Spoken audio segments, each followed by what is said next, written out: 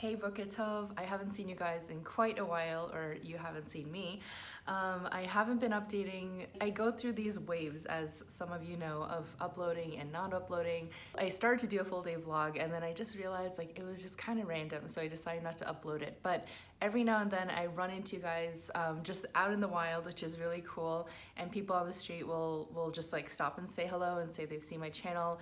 And very often people comment about how it's been a while since I've updated and how I don't really upload anymore. So thanks to that, that happened to me recently. It did sort of call to attention the fact that I haven't been updating. And I actually did do a vlog semi-recently, I think also like a couple weeks ago, and I was like editing it. I spent a good amount of time on it, but I ended up just feeling like it was just too random. So I ended up deleting it, but that's kind of the problem of why I don't update. And I've said this on this channel before, but I honestly feel like I'm just in a place where I'm just feeling really stuck in terms of what I want to share on this channel and then what's like worth bothering to share, because it actually does take quite a bit of effort to like make videos, to edit them. I mean, a video like this is much easier, which is why I'm doing just a simple update video right now. For those few of you who might just care for a general update, but when it comes to like content or like what I want to say to the world, it's just like, I don't know, I just haven't been feeling it in terms of sharing things on YouTube. So I've actually been doing a lot of writing, a lot of like poetry and just kind of like personal writing stuff. I thought maybe someday I might want to share that here as well, but you know, I'm doing sort of different things to express myself, and vlogging and video just hasn't really been at top of mind for that. So I always do want to share, but I really just have felt a little bit stuck. So I guess I will turn this around on you, and if there are specific topics, or just whether they're general topics or things that you specifically want to ask me or have me talk about on this channel, drop them in the comments. Maybe I'll kind of be like, is it food for the fodder? It'll kind of trigger things for me, so maybe it'll give me some ideas. But anyway, so this morning I'm actually going to, I'm drinking coffee now, but I'm actually going to grab coffee in a bit with somebody who actually went to the same conversion, or is in the same conversion program here in Yerushalayim that I went to, and she recently moved into town here in Jerusalem. So I'm just going to meet her in person for the first time and just say hello and have a nice chat. So I have a little bit of time to kill, which is why I thought like now would be a nice time to do a video. As you can see, my hair's gotten really long. I never wear my hair in a ponytail, but even in a high ponytail, like this is how long my hair is. So it's getting super long, and I'm kind of like, I don't know, I've been enjoying having really long hair, and I'm sort of, not that I'm close to getting married right now or anything, but I have been thinking more and more as I get older about how eventually I'll be covering the hair. So I am just like enjoying having my long flowing hair out as much as possible until that time, if it happens. So by the way, just like on a little side note, if people are always curious about hair coverings, I'm gonna do full-blown like glammy wig. I'm not really doing the scarf thing probably. I don't think it really would look so good on me, but that's just a little side note. Aside from that, what else have I been doing? I mean, I've been working on stuff. I didn't update this, but I used to have a full-time job. Since I made Aliyah, I had a full-time job until March, when I resigned from that full-time. Thankfully, I did keep them on as a client, and I started going to the freelance route. I'm a creative director and marketer. My background is in marketing advertising, for those of you who don't know. So I do video design, photography, digital marketing, website, paid ads, all that stuff. Anyways, I was working full-time for a nonprofit, still working with them, like I said, as a client, and I decided to go off on my own, and I've been actually launching my own agency, which is the type of work I did back in Boston, where I'm from. So I've been working on that, and that's been really fun. It's been a little bit slow going because I've had just like a lot of different projects and ideas and things that are stacked on my plate. So I'm also doing that whole time management dance of just being completely on my own and making my own time, which is amazing, and I always love that, but it comes with its challenges, because there are definitely days when I just want to walk outside in the sun and hang out, or just like be a little bit slower, which I honestly also love. So I'm kind of like getting into the mode of hitting my stride in terms of just having things take off, and at the same time I'm very much a proponent of not forcing things and letting things come a little bit naturally, but it's a delicate dance because obviously you have to kind of push ideas to come through. So yeah, I've been launching my agency, and on top of that, I'm actually working on a nonprofit, which I'm also launching in tandem with the agency, because the agency, Bezrat Hashem, will actually have, you know, many clients and lots of fees, but the idea is that 10% of my fees I'm going to donate to a nonprofit which I'm starting, Bezrat Hashem, which will be supporting young Jewish professionals to make Aliyah. So that's actually my passion project. Like, that's really the thing that I'm excited about. So that's what I've been up to, more or less. And on top of it, we've had this whole war situation, as you guys know, and you know, it's been ongoing obviously for over 300 days now. But it's just been a lot more tense in terms of Iran and Hezbollah and just the other sort of imminent, hopefully I shouldn't say imminent, but you know, the threat of attack. So I think, like, generally speaking, I'm not super stressed when it comes to that stuff. I mean, it kind of comes along with the territory of living in Israel. And when I was a kid, for example, I used to always think like, oh my gosh, it's so crazy that people live in, you know, in South Korea without being so afraid, because you always have the threat of North Korea like bombing you, and I was always terrified of that. And when my parents moved back to Korea a few years ago, after they retired, they moved back from America to Korea, and I was actually terrified of the fact that more of my family was now under this threatening situation. But I've come to realize, just living here in Israel, you just get used to it, which is the sad truth. But at the same time, it's a little bit of, it's normal because it's just the reality. And you know, at the end of the day, like, what will happen, you know, and you can only control your own surroundings so much. So yeah, I don't know, I've been kind of just taking it in stride. I have a backpack, emergency bag, prepped and ready if I have to like run to the mamad.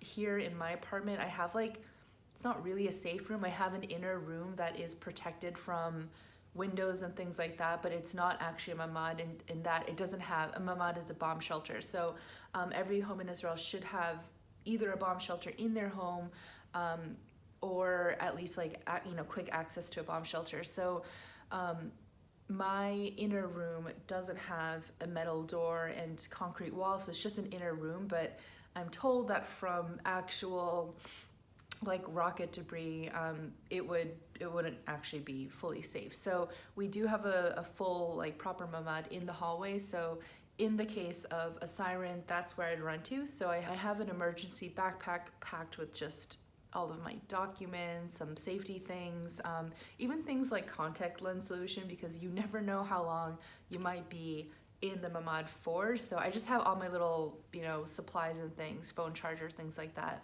ready to go. So I have my go bag.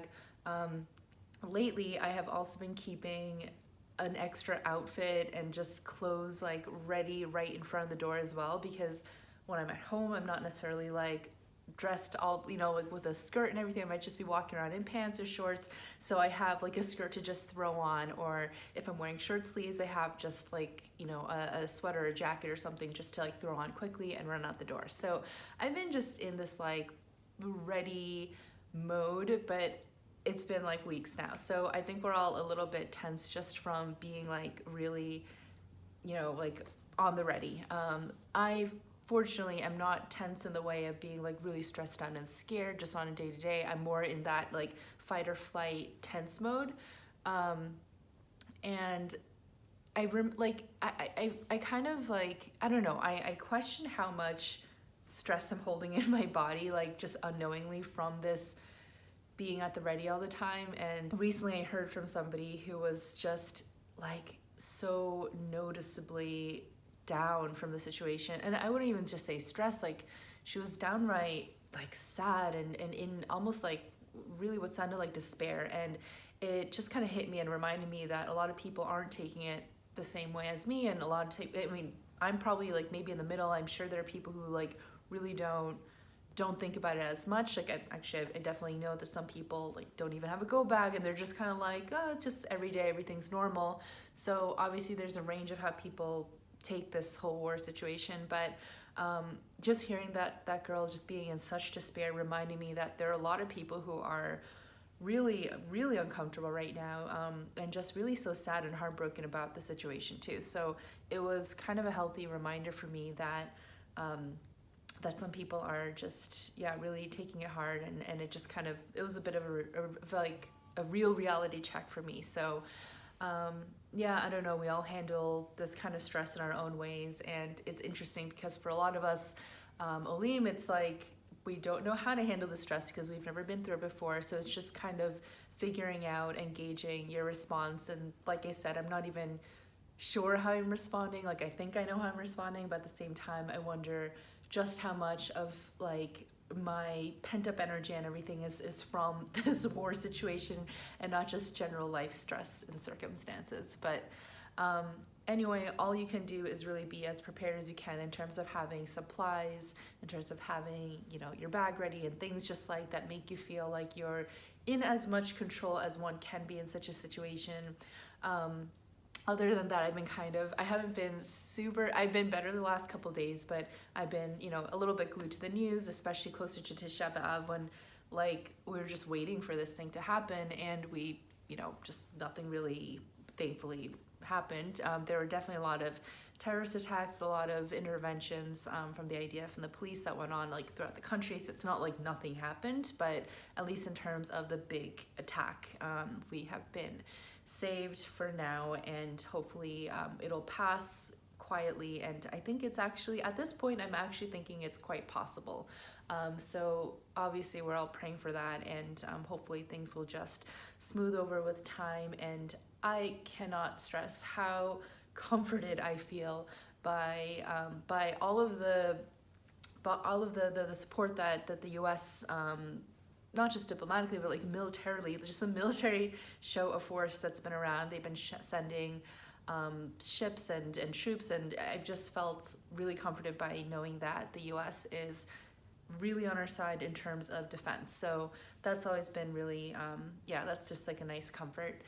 So anyway, that's kind of my update in terms of the war situation.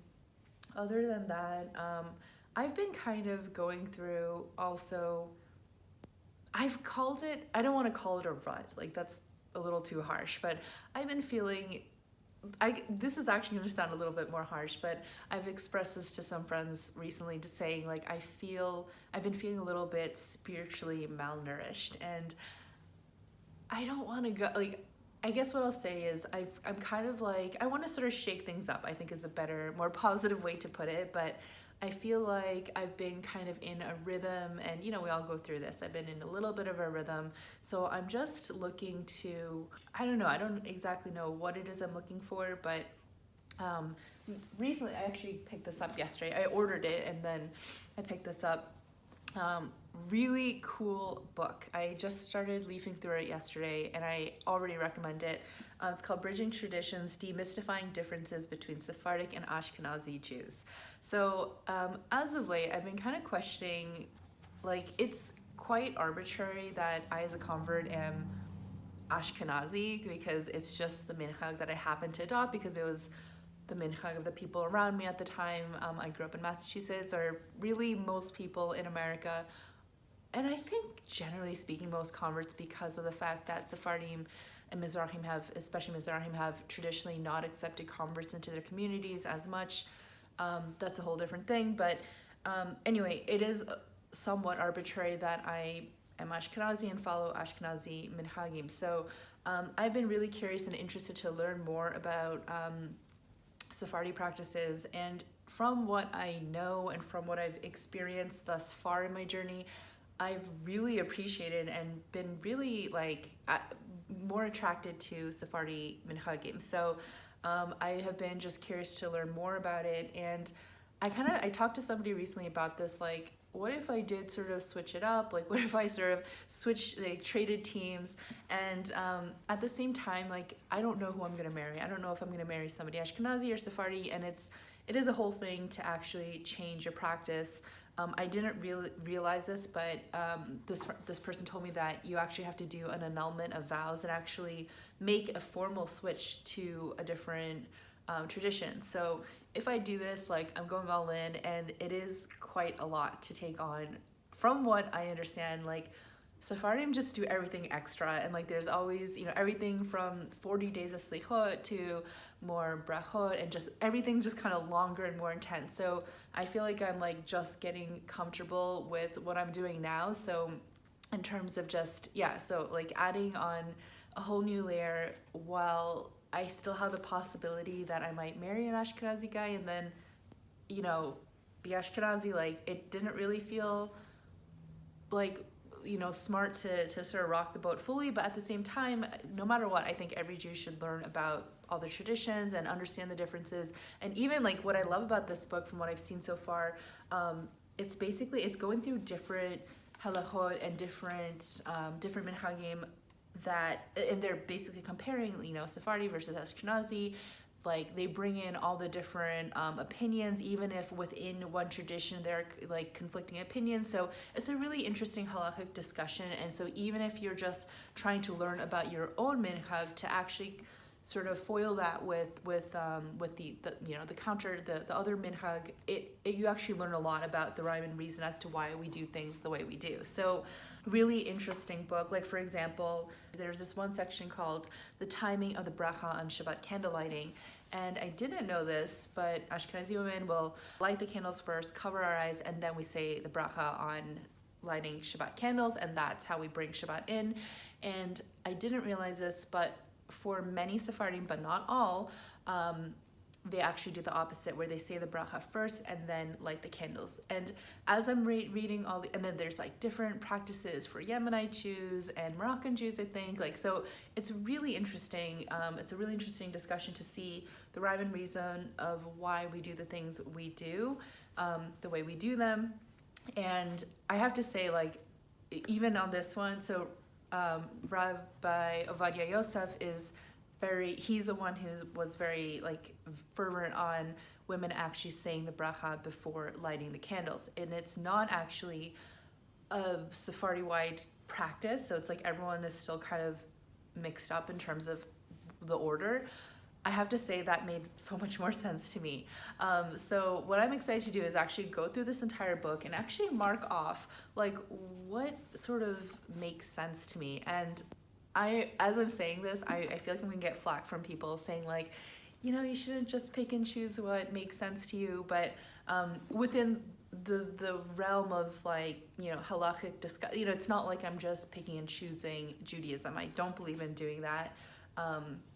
I think I'm not going to go into that.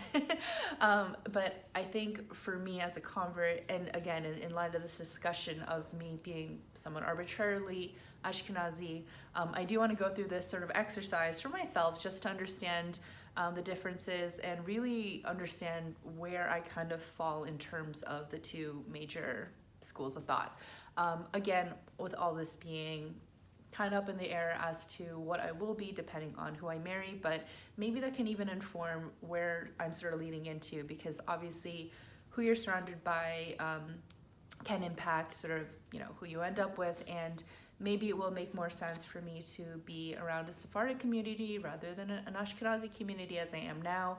And so anyway, this is a really interesting book, and I'm excited to get into that and just learn a little bit more about the differences. Anyway, I think that's kind of all of my major updates for now. I think I kind of covered a range. So I hope you guys are all doing well. And for those of you in Israel, I hope you are all more on the non-despaired side of the spectrum and just kind of taking it in stride. I hope you have supplies and things packed and ready. I feel like it's a little bit more of an American mentality. I feel like it comes from my Korean mentality too.